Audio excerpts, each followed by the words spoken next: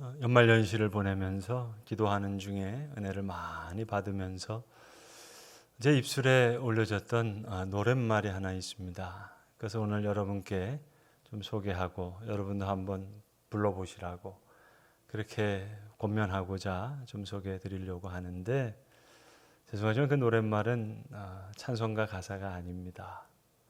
또 어떤 복음성가도 아니었습니다. 옛날 가요인데요. 그 가요 전체 가사도 저는 알지 못합니다. 그저 후렴구만 아는 그런 가사인데 그게 계속 이렇게 입에 오르더라고요.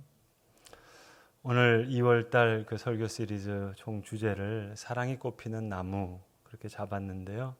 이 연속극 드라마 제목이 아니라 제가 이 노래를 불러봤더니 정말로 제 심령에 사랑이 꽃피는 나무가 피어나는 것 같은, 또 온 동리가 사랑이 꽃피는 마을과 같은 그런 느낌을 받아서 제가 설교의 총 2월달 시리즈 제목을 그렇게 잡았습니다. 더 궁금하시죠, 여러분? 어떤 노래인지. 그 노랫말은요, 난 참 바보처럼 살았군요. 그거였습니다. 여러분 한번 한 주간 동안 살아가시면서요, 한번 불러보시죠. 난 참 바보처럼 살았군요. 아마 성령의 임하심을 느낄 수 있을 겁니다. 크게 한번 부르시는데요, 옆에 사람이 있으면 좀 이상해지니까 혼자 계실 때, 정말 옆에 사람이 있는데 혼자 막 하면은 진짜 바보 됩니다. 그러니까 그러지 마시고 혼자 차 운전하면서 아무도 안 들릴 때, 그땐 창피할 것도 없잖아요.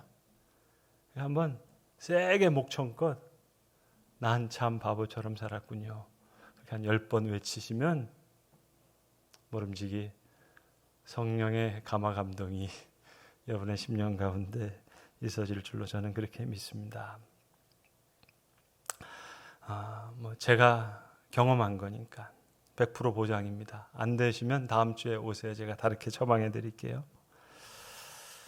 지난 주간 저는 슬픈 장례식을 집례했습니다. 여러 해 전에 아내분이 이제 암으로 투병하시다가 세상을 떠나셔서 그 아내분 장례를 제가 치러드렸는데, 그분이 몇 년 동안 혼자 계시다가 다시 재혼을 하셨어요.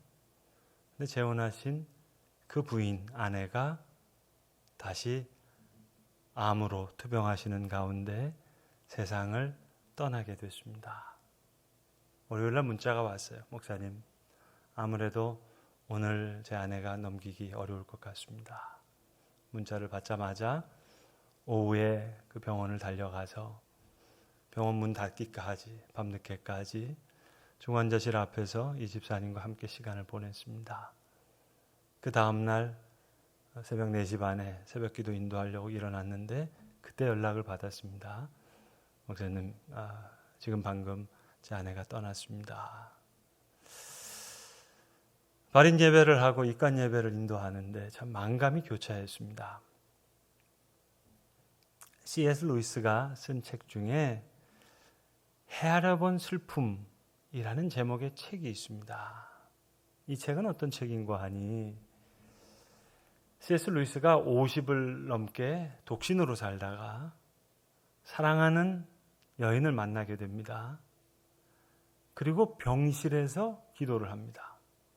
이 여인의 아픔이 자기의 아픔으로 전해지는 걸 보면서 이게 사랑하는 관계구나 해서 많은 사람들이 말렸지만 병실에서 결혼을 하고 한 5년 정도 결혼 생활을 하다가 이제 그 아내가 세상을 떠나는 거예요. 그러니까 하나님에 대한 의심, 질문, 불신앙적인 생각 너무너무 많죠. 그러니까 C.S. 루이스가 자기 이름으로 책을 내지 못하고 다른 이름을 빌려서 가명으로 책을 씁니다. 그 누구도 나에게 슬픔은 게으른 것이라고 가르쳐준 사람이 없었다. 그렇게 시작되는 책이에요. 슬픔에 빠지니까 아무것도 하기가 싫은 거예요. 밥도 먹기 싫고 수염도 깎기 싫고 카드 한 장, 편지 한 장도 읽기 싫고 죽음과 상실을 헤아려 봤더니 슬픔을 향유하게 되더라는 거예요. 아무것도 하기 싫어요. 슬픔이 게으름이라고 아무도 자기에게 가르쳐주지 않았다는 거예요. 그러나 그 어려움 가운데서도 슬픔을 헤아려 봤더니 다른 게 보이더라는 겁니다. 그래서 쓴 책의 제목이 헤아려 본 슬픔이에요. 이스라엘이 망했어요. 예루살렘 성전이 무너졌어요. 바벨론으로 포로 잡혀온 이스라엘 백성들이 그 상실과 죽음을 생각하니까 결론은 슬픔이에요. 그러니까 바벨론 강변에 나와서 다 우는 거예요. 비파와 수금을 켜지도 않고 비파와 수금은 다 버드나무에 걸어놓고 강변에서 우는 겁니다. 눈물만 흘리는 거예요. 죽음과 상실을 헤아려 봤더니 슬픔밖에 남는 게 없어요. 그런데 그 슬픔 가운데서도 소수의 사람이 슬픔을 헤아려 보기 시작합니다. 그게 에스라고, 그게 에스겔이고, 그게 다니엘 같은 사람이에요. 슬픔을 헤아려 보니까 그 속에서 놀라운 것이 나오더라는 거예요. 서울 영등포에 가시면 저희 교단에 속한 영은교회라는 교회가 있는데요. 그 교회의 담임 목사님이셨던 고이로 목사님께서 설교하셨던 내용입니다. 설교문을 한번 읽었는데요. 그 가운데 이제 처음 목사가 돼서 저 해방촌에 있는 교인 신방을 가시는 내용이에요. 주소를 하나 받아가지고, 여러분 해방촌이 어딘 줄 아시죠? 남산 넘어갈 때 쭉 산동네. 거기 가는데 도저히 집을 찾을 수가 없는 거예요. 이 골목, 저 골목, 오르락 내리락 알통은 배겨 가는데 결국 집을 찾을 수가 없는 거예요. 설교 전체가 뭐냐면요, 집 찾는 얘기예요. 신방 가는 얘기예요. 근데 결론은 집을 찾지 못한 거예요. 신방에 실패했어요. 그러고 나니까 보이지 않던 것이 보이기 시작하는 겁니다. 오르락 내리락 이 골목 저 골목 할 때는 머릿속에 집 주소밖에 없었어요. 신방이라는 그 생각밖에 없었는데 이제 신방 못했어요. 집도 찾지 못했어요. 그리고 해방촌에 이렇게 앉아서 해가 뉘역뉘역 넘어가는데 그때 바라보는 그 산동네, 안 보이던 동네 풍경이 눈에 들어오기 시작하는 거예요. 그리고 하나님의 마음을 만나게 되는 겁니다.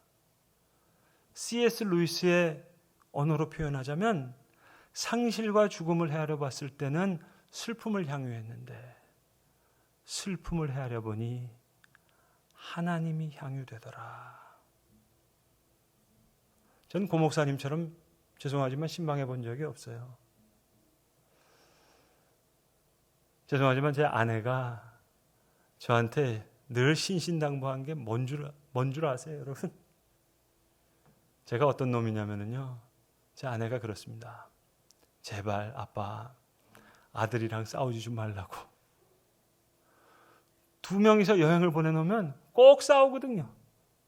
50대 아빠랑 10대 아들이 그것도 뭐 대단한 거 갖고 싸우는 게 아니라 뭐 먹을 거냐 이거 가지고 싸우고 돌아오니까 제발 나이 그렇게 들어가지고 아들이랑 싸우지 말라고.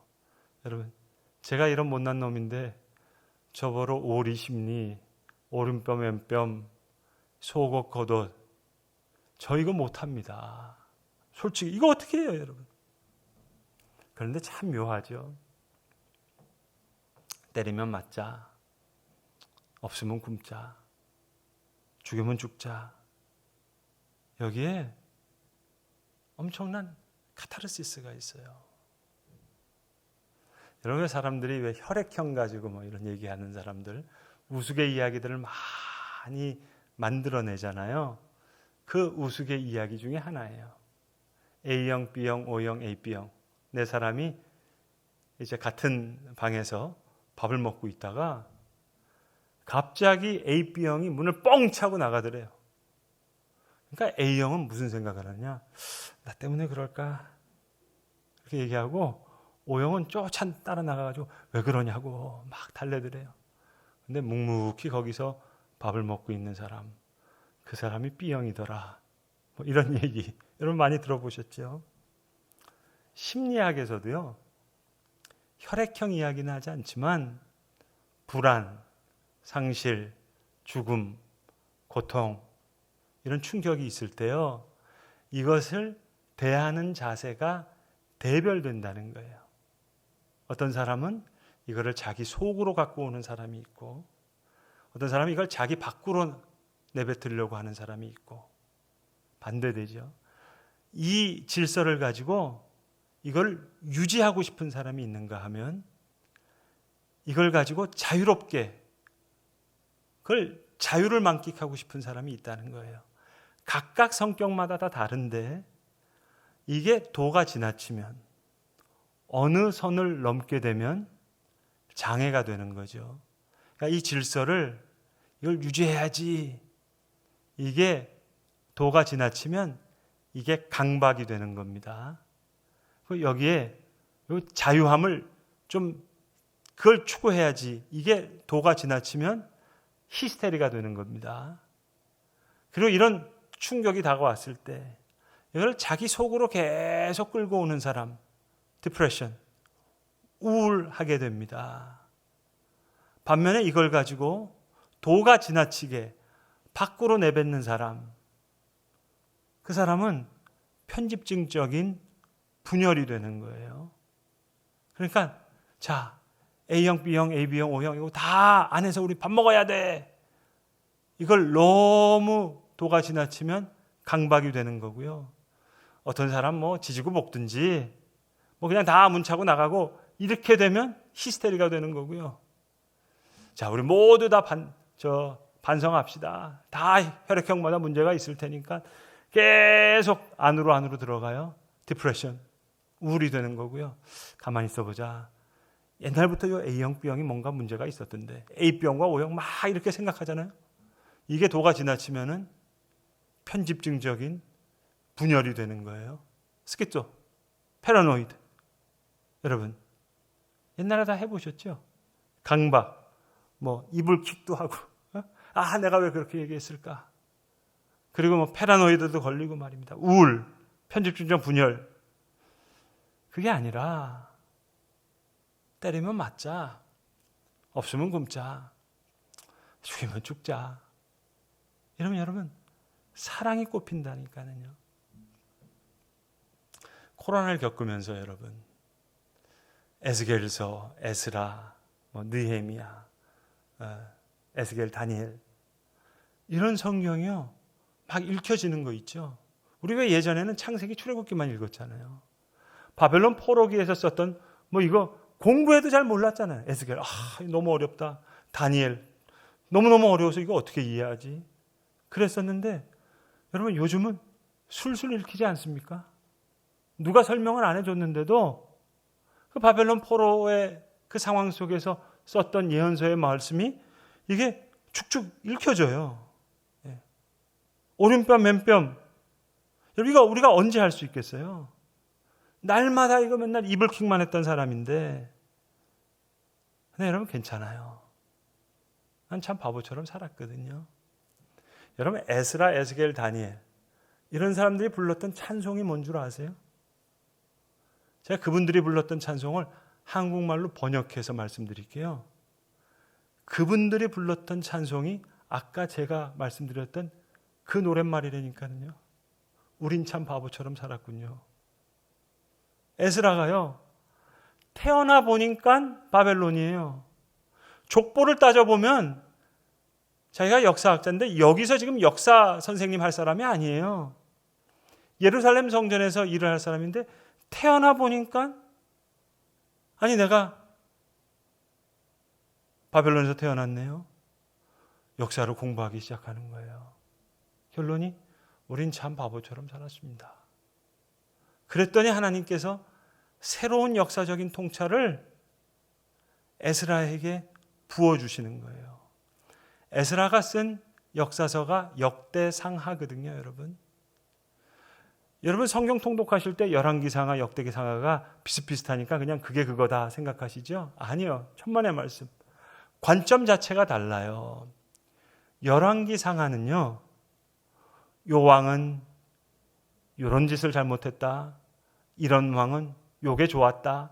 그래서 요 왕은 악한 왕이고 요 왕은 선한 왕이다. 그게 열왕기상하의 역사 기록 방법입니다.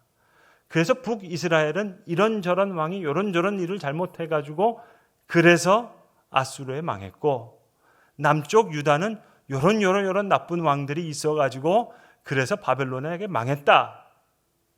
이게 열왕기상하의 역사적인 관점인데요. 에스라가 썼던 역대상하는 달라요. 모든 게 다 하나님을 향해 가고 있어요. 역대상 1장 1절부터 족보부터가 달라요. 하나님, 아담 이렇게 시작되는 역사의 관점이에요. 우린 참 바보처럼 살았군요. 노래 불렀더니 하나님께서 새로운 역사적인 통찰을 에스라에게 주신 거예요. 에스겔도 마찬가지. 에스겔에게 부른 찬송이 뭐예요? 우린 참 바보처럼 살았습니다. 바벨론에 왔거든요. 성전이 무너졌거든요. 그렇게 노래를 부르니까 에스겔에서 하나님께 에스겔에게 환상을 보여주시는 거예요. 골짜기에 마른 뼈들이 살아나는 환상을 보여주시고, 그리고 성전에서 물이 막 나오는데요. 감격해서 에스겔이 성전을 향해서 가보니까 그 물이, 생명수와 같은 물이 발목에서 무릎까지, 허리까지, 가슴까지 막 차오르는 거예요. 성전은 무너졌지만 에스겔의 심령에 새로운 성전이 이루어지고, 에스겔의 말씀을 통해서 이스라엘의 마음속에, 심령 속에 새로운 성전이 일어나는 그 환상을 보여주시는 거예요. 여러분, 다니엘서 9장 10장을 읽어보세요. 새 이래 동안 다니엘이 무슨 기도를 했는지. 다른 기도 아니에요. 우리가 참 바보처럼 살았군요. 그 노래를 부르니까는요, 하나님께서 다니엘에게 상상할 수 없는 지혜와 명철과 총명을 부어주신다니까요. 고기를 먹지 않았는데도 사자굴에 사랑이 꽃피는 나무가 막 피어나는 거예요. 그들의 예언을 통해서 바벨론 강변에서 눈물을 흘리던 이스라엘 백성들의 마음속에 사랑이 꽃피는 마을이 생기기 시작하는 거예요, 여러분. 죄송하지만 저는 오늘 본문 가지고 우리 교회에서도 몇 번 설교했거든요. 지금 다시 생각해 보니까 참 바보처럼 살았어요. 강박적인 설교했어요.